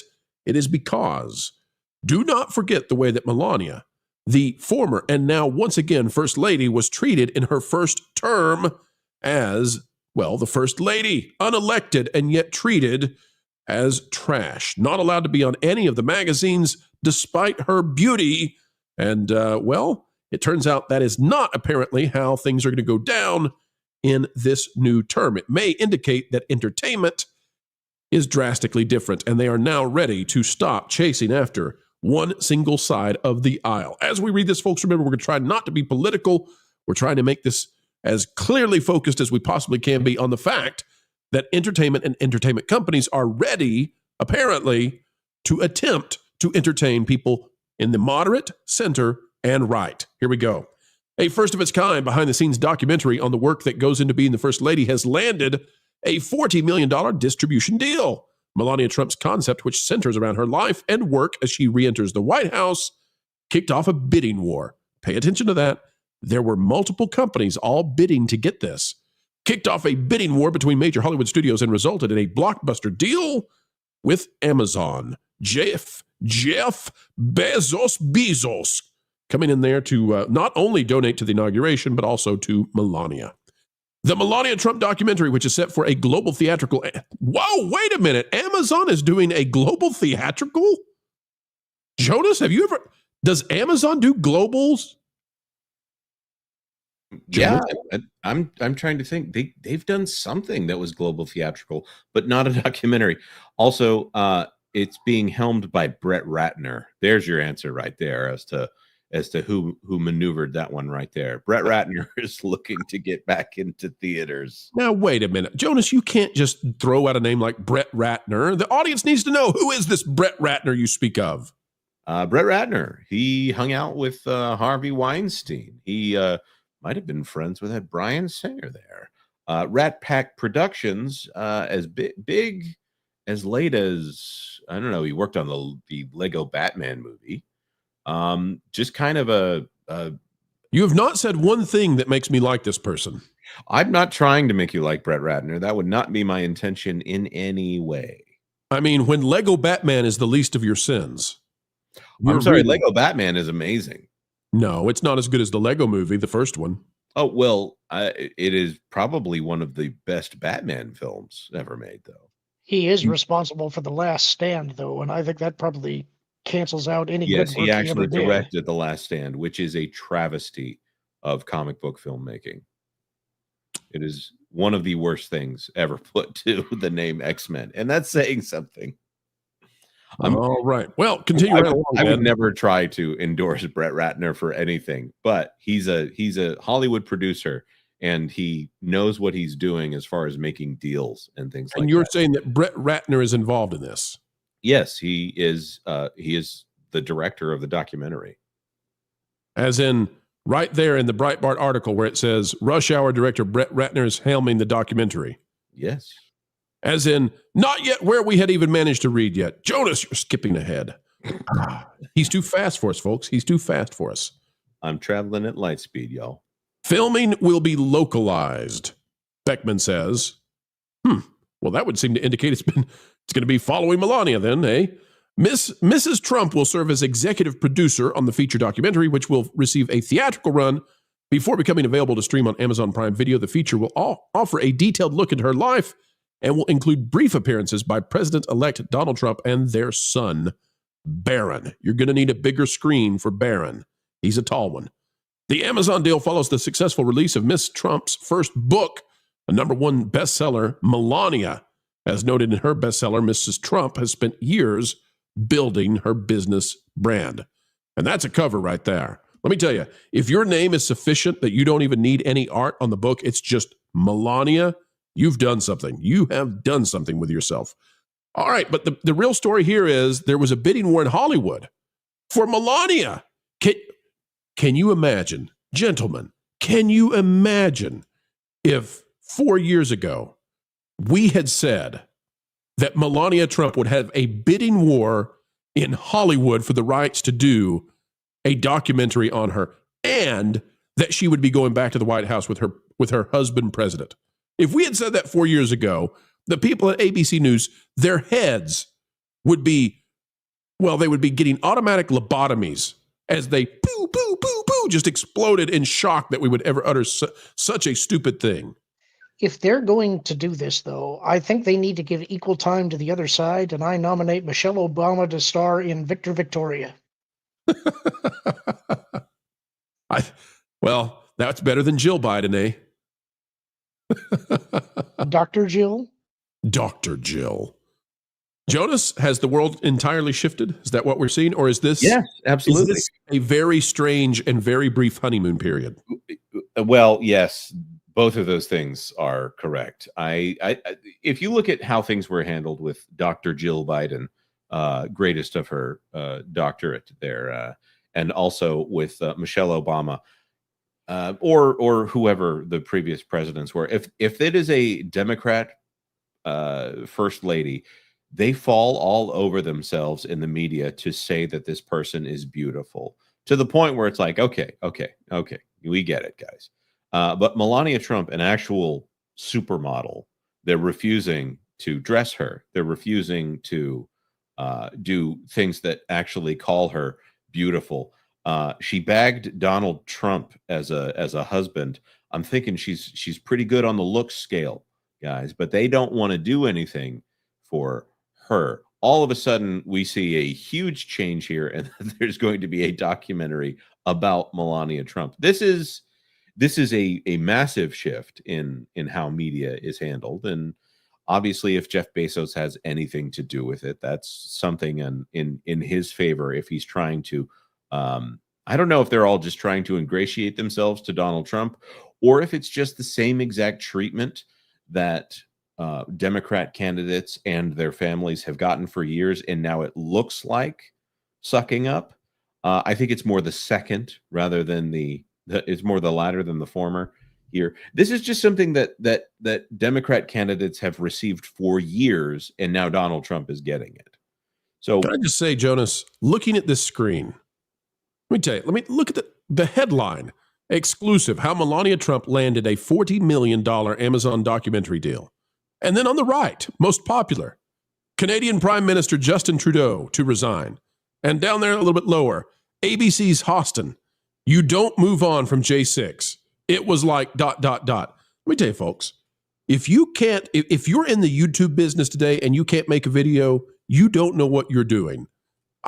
You couldn't make this up. I mean, these stories are just so unbelievable even 2 years ago that they would actually be manifested into reality.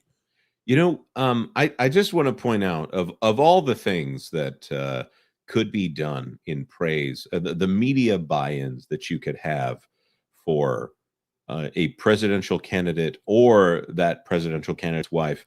I just want to bring out from the annals of history, or maybe I've mispronounced that, It Takes a Village, a book on raising children by Hillary Clinton. No, you might have got the pronunciation right. Guys, this is, again, if you have a Democrat candidate. Can you zoom in on that? Can you zoom in on the cover, Jonas? Sure. Please. We really need to see this. We need to see the village. Keep zooming. We want to see full pixelation. I zoom in and it actually keeps backing away. Here, I'll zoom out. And it's programmed to defend itself. There she is. So look, darn it, she went away again. So Hillary Clinton, you know what that looks like? A very staged photograph. Back in the days before of DEI, they found every black child that they could. It looks like a 90s or early 2000s version of Song of the South with Hillary Clinton. Yeah. Auntie Remus. Well, they do have someone plowing a field over there by hand. Oh my gosh, he went there. It's an urban field though. It's a community garden. No, the urban's over here. The fields are over here. This of course was hilarious, and this is, by the way, I do believe this is the 10th anniversary edition of the Hillary Clinton book on how to raise a child properly. Does it come with a song? It looks like it should come with a song, like some sort of soundtrack. Can it be like a little cassette tape like they used to do with books back in the day? The hills are alive with the souls of our deleted enemies. I've always had good mental health, and I just want to point out that I am very happy in my life, and I have never suffered from depression. That's right. That's right. Or at least not recently. Jonas, did you hear that doorbell? You better go check it, buddy. See who's at the door. Oh, do I get to hit the doorbell? No. I mean, at your house, there's someone there. They're in a black SUV. They'd have to go through the snow to get to me, and they're going to need a hot cup of There coffee. you go, folks. Jonas has given away that he does not live in Florida. We're triangulating on Jonas' location right now. By the way, we're also triangulating on a brand new guest. Here he is. Who could that be? Let's go see, boys and girls.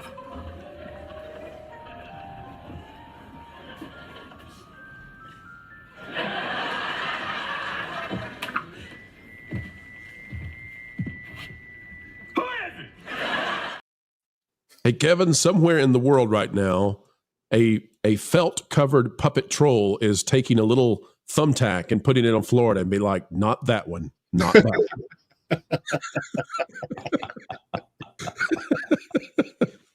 Only 49 states left to go. Well, I guess Wilton could mark off California. They're doing fires right now.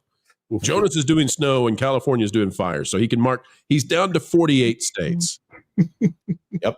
I've always been to the Midwest, though. So plus, Wilton will have to figure out whether or not Hawaii actually gets snow. He's not that smart of a troll anyway. You know. Kevin, how are you? I'm good, guys. I was waiting to find out if the anniversary edition of that book came with tickets to a certain island I don't think we're allowed to talk about. Hey, Kevin, I'm hearing now that actually they're calling for snow in Florida. So, Jonas, Wilton can pull the thumbtack off one of the states. Yeah. It's pretty much like the Ernest Saves Christmas movie. They're going to get snow in Florida. That has happened in Florida, although it's definitely not. I think Orlando got snow twice in the last century. Florida. And it was probably Disney's fault. By the way, we got some super chats to read, and we've got stories to cover. Jonas, before you do that, though. Jonas, before you do that. Yes. Can we just take a moment to conceptualize some way that we can make the fact that it's going to snow in Florida to be further proof of impending climate change doom for the entire world? You know, I haven't heard the word climate change since around November 7th or so. All right. Well, I'm going to go find me some coastal property then. I think we're okay. All right. Maybe But you know who might be our expert on whether there's snow in Hawaii? Hawaii Dragon Star for $5. Pro, I dropped out to do quick research, and I found out Marvel mods are seen by other players. Several not safe for work may have been banned already. Oh, that's right. There was a Squirrel Girl mod that, I believe that one has been banned. So how does that actually work? If you're loading a mod, it pushes it out to the other clients? Yeah, I don't know how that works either. And I've dabbled in this, so I don't really know how that would work. Quit your dabbling, sir. Chef Eddie for $5. Did you guys notice the old Hollywood glamour in this episode of Skeleton Crew? Articles coming out tomorrow, folks. Get ready for it. And for those of you who don't know, old Hollywood glamour is the new PSYOP buzzword catchphrase that all the articles are pushing for celebrities. And we expect over the next 6 months that there are going to be additional buzzwords that they all focus on, trying to get people to admire and have nostalgia for celebrities once more. Mm-hmm. Rehabilitation campaign. Cyrano 2960 for $2. I'll take Chester A. Arthur as a BA name. Well, until Chester Cheetah came around, once the Cheetah was there. He is. I thought his name was quite definitively the cheesiest. Now I've got to go Wikipedia that, and I don't even like Wikipedia. Gianna Monroe, member for 7. Last snow near Tampa, Florida, was Christmas Eve, 1989. Tell me about it, Vern. By the way, I would have been around Tampa at that time. So yeah. So was Santa Claus. And he was helping a little girl. I thought we agreed not to say the S name on this show, bro. He was helping a teenage girl realized that she needed to go back with her family for Christmas. And he was transferring his power to a children's entertainer, Jonas. Oh, was that movie set in Tampa? Orlando. It snowed in Tampa on the way to Orlando. His magic covers the entire peninsula. It's been a really long time since I've seen Ernest Saves Christmas. I'm not gonna lie. My favorite Ernest movie is Ernest Scared Stupid by a long shot, and the rest are just kind of lesser for me. How dare you? My favorite Jonas, is that the one with the meowk thing? Yes, that's right. My favorite is the budget was so low for Ernest Saves Christmas that they literally got reindeer, just normal reindeer, and they, I guess, had the set kind of look a little bit like a ceiling, and they just had the reindeer walk around on it. And then they're supposed to be walking on the ceiling inside this warehouse. That was the full-blown special effects. That was all the money they had was, all right, let's get a couple of light fixtures, tape those to the ground. It'll look like a ceiling, and then throw some reindeer on that. All right, we're good, guys. We're good. Film it for 30 seconds. Here we go. Big money. I just don't think it's going to top the Shakespearean dialogue of "eat bumper booger lips." I'm looking this up now. For those who haven't seen it, Ernest Saves Christmas. No. Ernest Scared Stupid. This is the greatest of the Ernest franchise by far. I need a picture of these reindeer. Here we go. Okay. No, I don't need IMDb. I don't need 150 pictures of this movie. I literally need this one, and it is this one. Now that is some serious budget right there. Some serious budget. Turn the camera upside down and make the floor look a little bit like a ceiling. Perfect. Well, did you know that in Ernest Scared Stupid, the pizzas that they throw at the bullies are actually reused props from Teenage Mutant Ninja Turtles to The Secret of the Ooze? How do you know that? How do you know that? I'm telling you, it's the best of the Ernest movies. This is why we are an entertainment news coverage channel, because we know these sorts of things. This is it. I didn't understand the magic until now, Jonas. Thank you. Well, also the emblem on the side of the Briarville police car in Ernest Scared Stupid, it says "Ignoramus ad infinitum," which the literal translation of that is "We do not know to infinity." Jonas, now I'm convinced that you're simply looking at something on Google so that you can read these facts to us. No, I would never do that. This is like when online you're talking about Chuck Norris facts, and suddenly out of the blue someone knows like 100 of them straight, and we all try to pretend that they're not reading it off a website. Did you know that it has the same casting director as Emperor's New Groove, and that's why Eartha Kitt is in both films? Did you know that the word cesarean, or excuse me, did you know the word C-section, the C actually stands for Chuck and not cesarean? It's because he escaped his mother's wound with a roundhouse kick, inventing the procedure. Or the fact that in this film, the troll is made by the same special effects house that did Killer Clowns from Outer Space. I thought we had agreed you would never say the word troll on here lest you bring forth the one and only troll that's searching after you.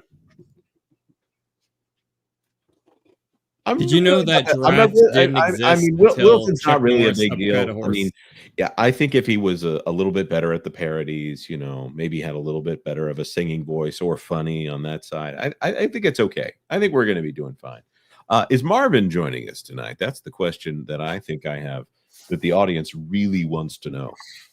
I'm trying to get a picture of Chuck Norris before we start because he is 84 years old. And Nothing bringing up another clock. He is Come on, Marvin, we're waiting for you. Marv has 1.5 episodes to get through. Hang on a second. Why is everything behind? Look at this, folks. Is it pulling up on the screen yet? Jonas, how do you have it blocked from coming up? Look at this. Chuck Norris is 84 years old. I am completely and utterly convinced that the Chuck Norris facts are absolutely true. 84 years old, still has the full beard, the muscles, the roundhouse kick, limber, as he was the day he was born. Just let that settle in for a minute. Limber as the day he was born. It's a new thing I invented. It's a new idiom. All right, well, you know what? Marvin's done. We're not waiting anymore. This is as long as we can possibly go. Jonas hit Super Chats, and then we're doing this Skeleton Crew review. People have been waiting on it.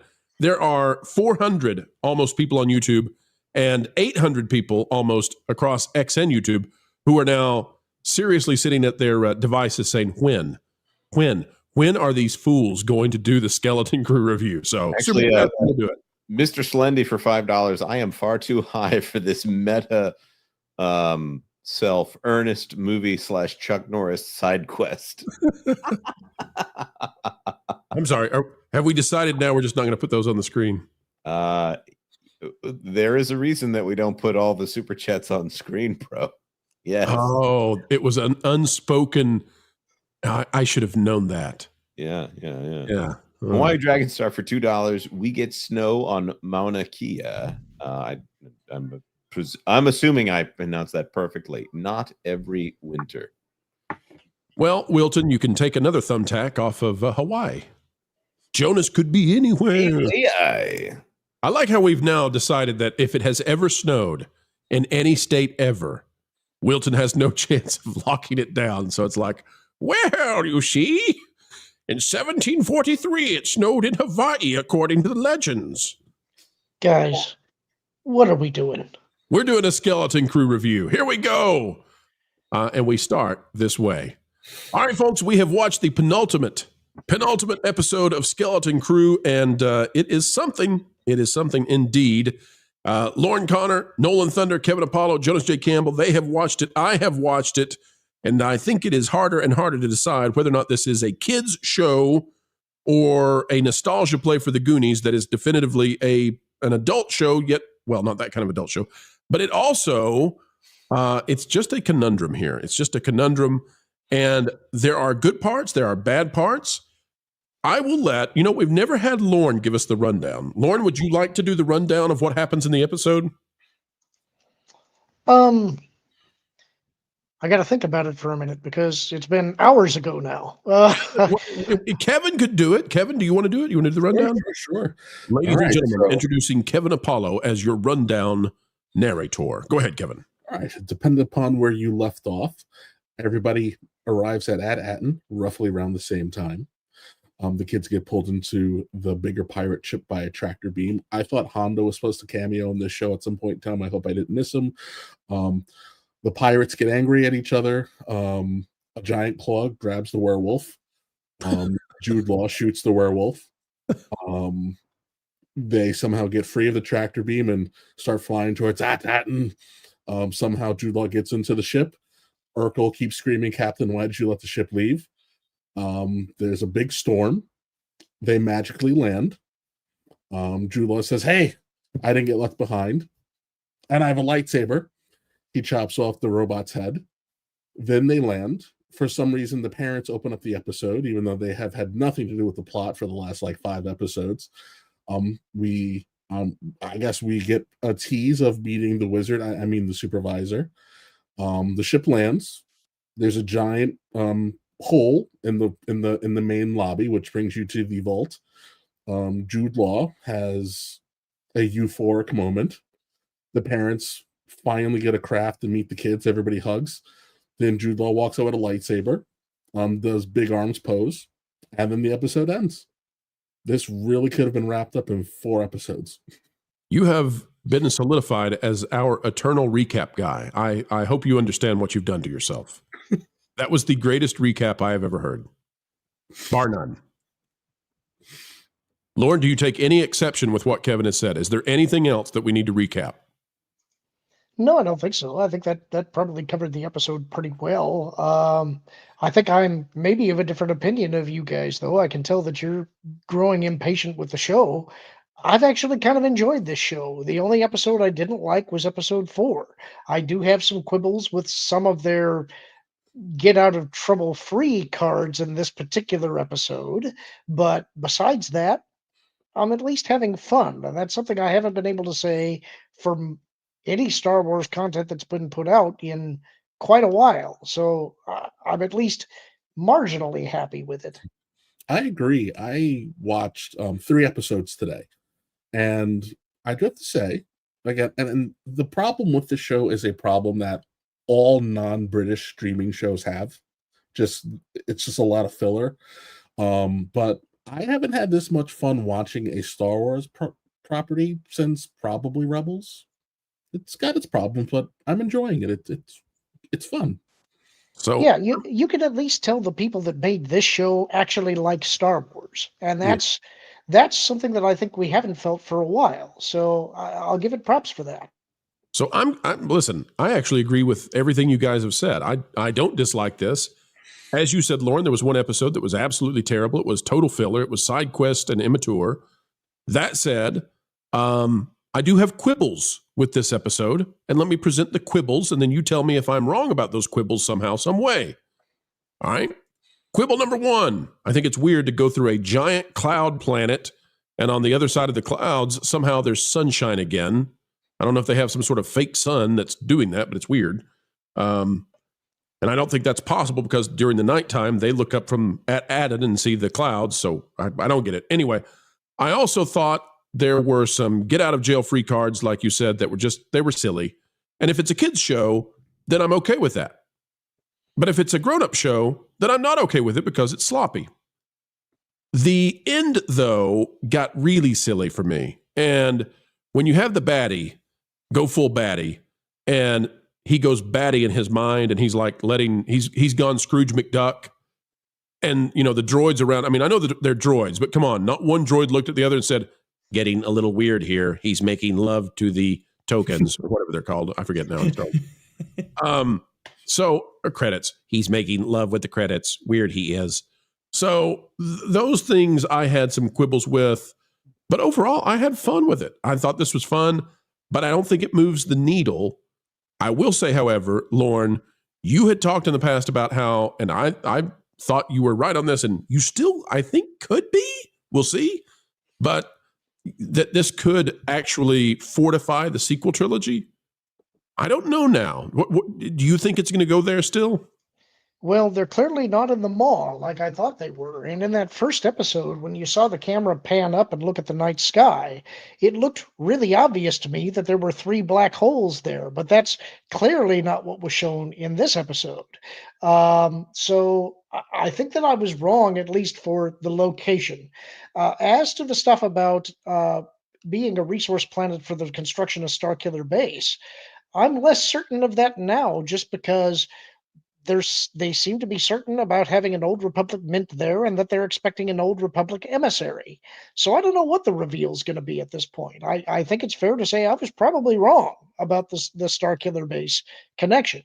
I don't know where it's going to go, but I think that you're right to kind of refer to the supervisor as being the Wizard of Oz of the show, and I am curious to see what's that reveal going to be. Now, I will tell you, maybe I shouldn't. People, if you don't want to hear any kind of spoiler about the next episode, just cover your ears. This will be as light a spoiler as you've ever heard. Okay. Everybody's safe here. Okay. We're all in our safe space. I have been told that the next episode is a little bit disappointing. So just be ready for that. And it's going to lean into the kiddie stuff. So I think it's going to be definitively a kid's show by the last episode. That said, go ahead. I definitely think that this is a kid's show. It's a show geared to a younger Star Wars audience. It's not meant to be the thing that rescues Star Wars. I do think they may have made a miscalculation into thinking that kids are still watching Star Wars. And because of that, that's why it is pseudo nostalgia bait for the Gen X parents that are still watching it, like us. I think it's probably a show that didn't really have an audience, which is too bad, because I think it's a decent kids Star Wars show. It's fun and light, and it's made by somebody who actually cares about Star Wars. So that's nice. Okay. Can anyone explain how it is that they live on a planet that's covered in sunshine, yet there's some sort of storm around the planet that doesn't let in the sun rays beams? Can anybody? And Rey is in the sequel trilogy, so they're tying in The Force Awakens. I think if you're looking for that kind of realism, you're in the wrong franchise to Okay, start I with, didn't know. because I didn't know. it's space opera. You don't worry about that kind of stuff. I thought maybe they had some sort of fake sun generator or something going on. Who knew? Okay, so Nolan, Jonas, give us your thoughts on the quality of the episode. And Jonas, I'd like to hear your thoughts specifically on if this is a kid's show and we've got the two moms issue. What does it say about Star Wars, Lucasfilm, and Disney? Nolan will give you the first shot with the at-bat. All right. Well, to me, this whole thing just seemed like a live-action cartoon. Like, I think it's just kind of... It has the spirit of kind of like one of those, like, 1980s kid shows in a lot of ways to me. Like, if the main villain decided to Scrooge McDuck into all that money he saw at the end of the episode, I wouldn't care. I just feel like there's a lot of really ridiculous things, I feel like, particularly with the kids, some of the ways the adults act around them, how the kids can kind of will their way into situations like the Rey Skywalker, but that was supposed to be taken more seriously. I feel like it's pretty tame on a lot of things, but it also doesn't hold back like a lot of modern kid shows, I feel like, do. Like, they'll talk about death. They'll have villains who are actually selfish villains. That's a nice change of pace here. And I feel like as a family show, I think it hits the nail on the head. If this was trying to be like as serious of a Star Wars venture as, say, sequel trilogy, the other stuff, or heck, even like the old expanded universe stuff, I would say it's kind of cheesy. I could take it about as seriously as I can Star Tours at the Walt Disney parks. But as a show itself, I think, the effects look pretty good. It's pretty charming. It doesn't pull its punches where it needs to. It doesn't need to. I'd say, I think this is a solid show. It probably cost more than it needed to, but I'm a little bit ashamed. I'm a little bit sad that I feel like they could have done a lot better with the marketing, but they're just so in their own heads with the Acolyte. I feel like this show kind of lost a chance to be a little cult classic. It's a bit of a shame to me.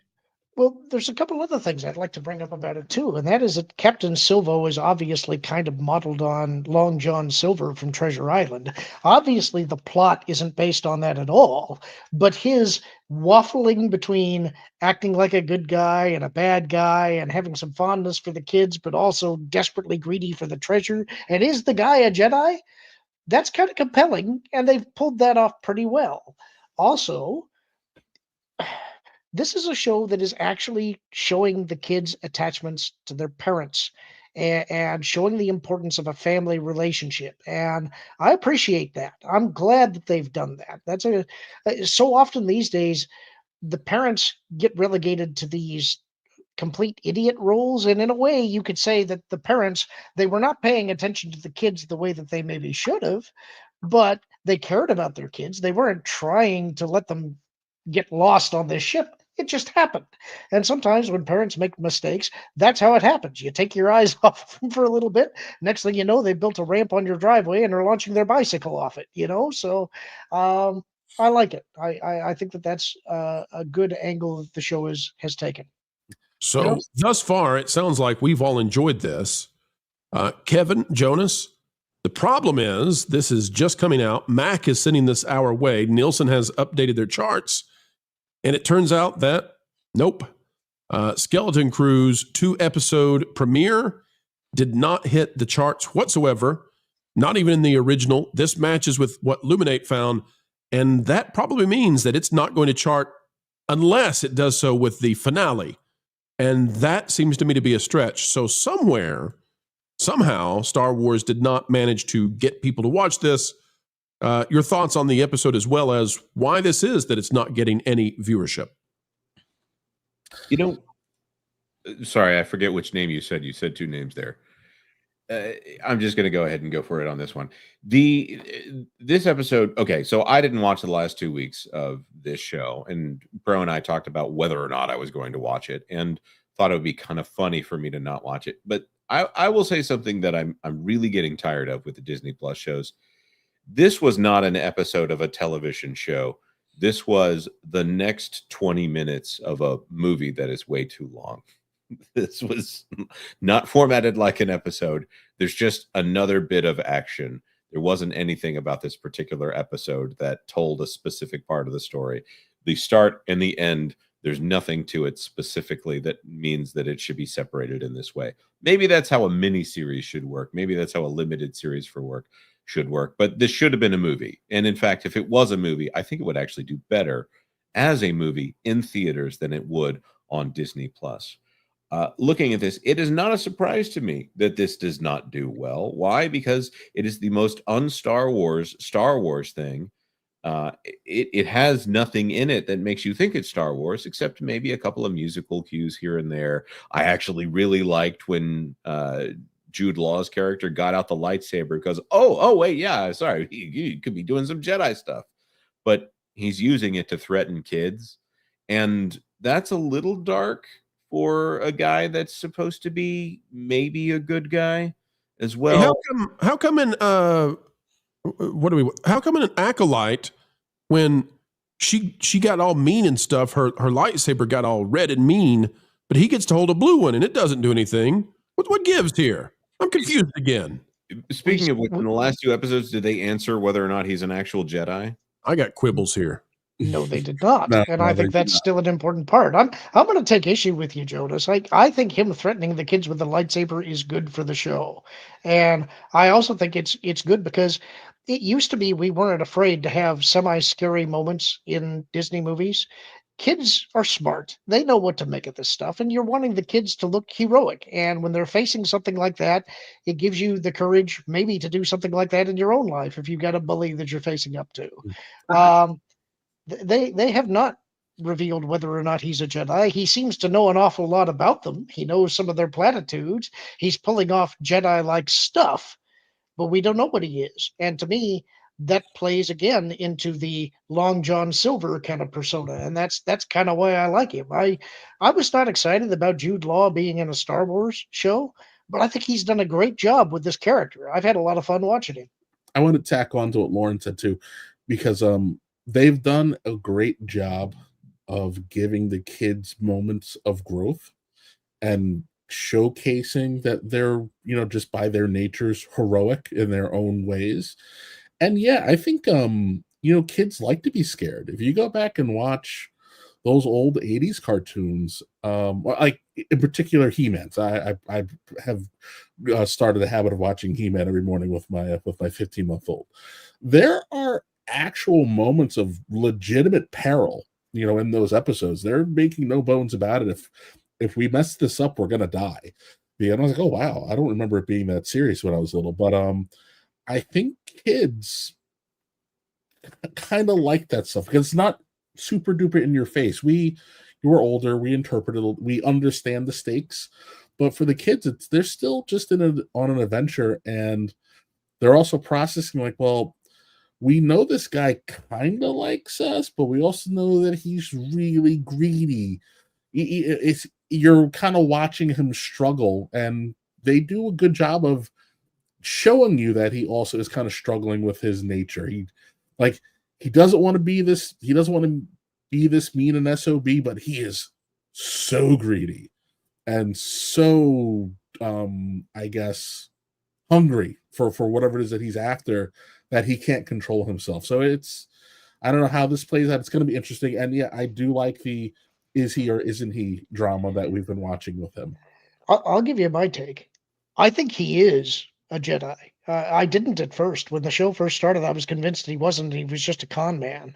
But I think he actually was a Padawan that went through Order 66, saw the whole Republic fall. He's been through all of this crap. He fell in with some pirates, probably got brought on as a youngling, and he's tried to run this crew. He's gotten backstabbed. He just wants something to go his way. Yeah. And my guess is, at the end of the show, there will be a situation where the kids are in peril, and he's going to have to decide, do I run with the money? Do I save the kids? If he's like Long John Silver, he's going to find a way to do both. He'll save the kids, he'll save some of the money, and he'll get away with the ship. And you'll have them wondering still, what kind of a guy is this guy? And the answer is, He's a greedy guy who wants to make out after all the crap that he's been through, but he still kind of likes the kids. I'll do you one more. I think he's going to save the kids and the parents.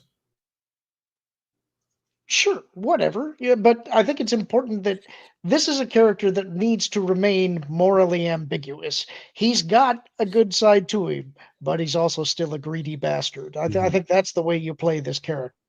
All right. Here's the way we can do this then, guys. In the past, we've done the review scores. Instead, we don't have the finale yet. Let's review it this way. I'm going to go to each panelist. We'll start with Lauren. We'll work our way around to Jonas. Jonas wouldn't know anything about clocks, but we're going to go clockwise. Nolan will understand that. Nolan, you translate if you need to. Oh, now you're trying to say that I'm the one who uses up a lot of time.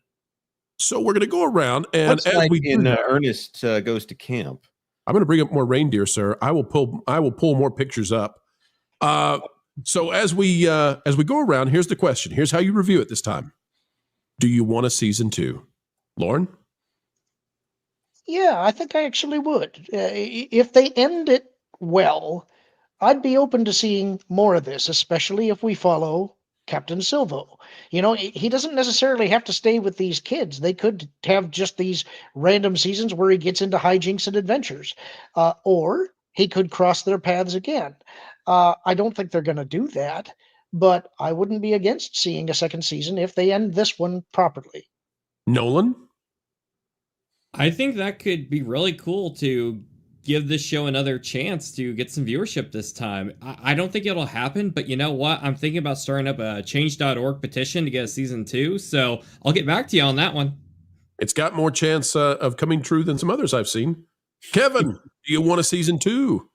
I will give you an emphatic yes. I would like to see. Oh my gosh. Was this was not made by Lucasfilm. There's no way. We can't be saying these sorts of things. Folks, don't tell anybody I said this.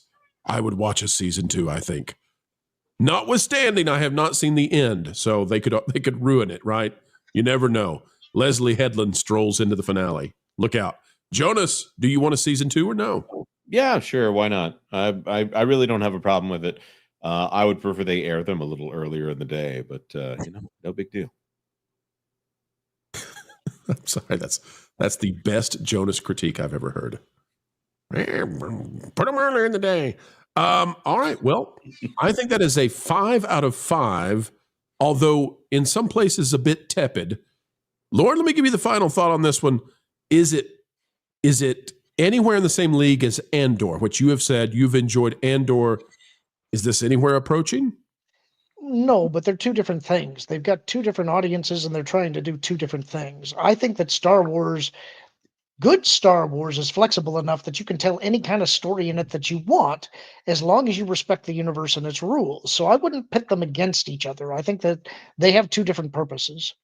All right. Well, folks, there you have it. We're not against Skeleton Crew. And I thought this was going to absolutely tank after I saw episode 4. I think many of us felt like, well, all the good stuff is gone now. Here we go back into typical Star Wars. But it sort of redeemed itself a little bit. And as a kid's property, it's fine. The two moms thing is still weird, but, it is what it is. Jonas, let's get some super chats up on the screen. Are you sure about that? Yeah. I think I see some. I think we might have a new Jonas. No, we don't. Trust me. Hit the super chat, sir. All right. Mr. Slendy for $5 saying I've been censored. No, well, you've just been edited. That's all. Mr. Slendy, I promise we're going to get to the bottom of this. I am a renowned detective. As a volunteer sheriff, I can look up anyone's psychiatric records or surgical histories. And is that the only super chat we have remaining, John? Yes, it is at the moment. Okay, let me check one other place and see what we've got here. Okay, we're good there. Let's see. I think that just about. Oh, wait a minute. Hey, Marvin. Oh, hey guys. What time is it? 20 minutes. And Jonas didn't let you in? For 20 minutes? If that's the narrative we want to go with, sure. Marvin, I'd love to give you 2 hours to talk about Skeleton Crew, but you got 30 seconds. Go. Okay. Yeah, I had to watch 3 episodes of this today because, like most of the world, I forgot it existed and didn't realize we were still doing this. It was fine. At first I was like, why? I've only got 20 seconds. Yeah, it was fine. I liked it. Okay. All right, folks. As we said before, we love our mods.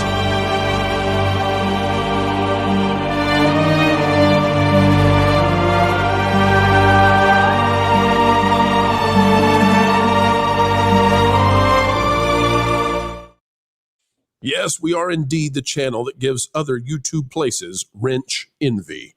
All right, folks, it is time for us to end this one, but it has been a wonderful time with all of you. Thank you for joining us, the wacky, zany group that we are. It was a fun time on a Tuesday. We will see you again 4 times tomorrow, and who knows, maybe the world will continue to bestow on us stories like you cannot believe. Another Pro Show is on the way come Thursday. Guys, it's your chance. If there's anything you'd like to tell the audience about, go at this time. All right. Well, folks, we have nothing coming out beyond what we've just talked about. So I was getting the props.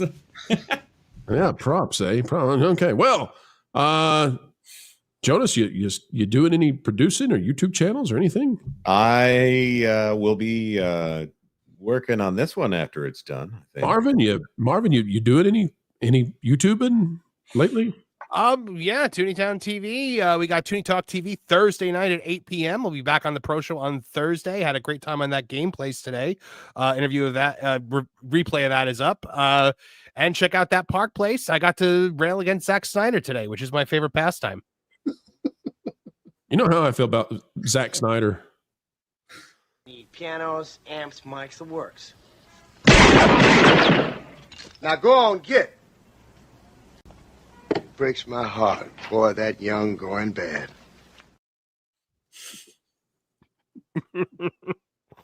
I concur. Mind if I plug something? Sometimes I enjoy to play a clip and just not give any reason for why I played it and just see how the panelists respond. Kamchi for 199. Jonas, you want to read this one? Sure. This is how they trick you into supporting sequel. That's right. The last skeleton crew will be the next season. Never mind. Okay, folks, we're out of here. We're done. Everybody's tired. You're tired, but we had a good time. Thank you for being here. A wonderful time was had by all. We'll see you next time. Until that time, have a great time, y'all. The mainstream media just can't understand how it is we continue to do what we do. They don't realize that we are powered by you, and you are 1.21 gigawatts! 1.21 gigawatts!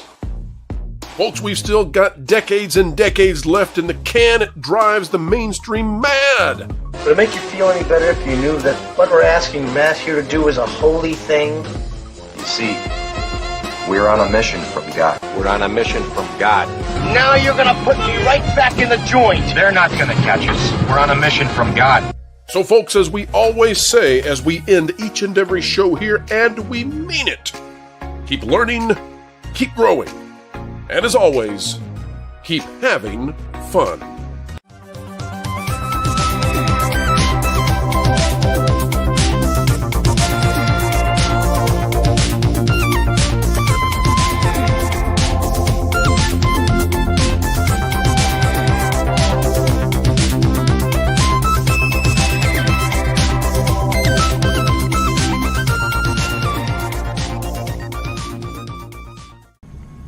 Every time they hit him, he stood back up again. So they hit him harder. Still, he got back to his feet. Standing man.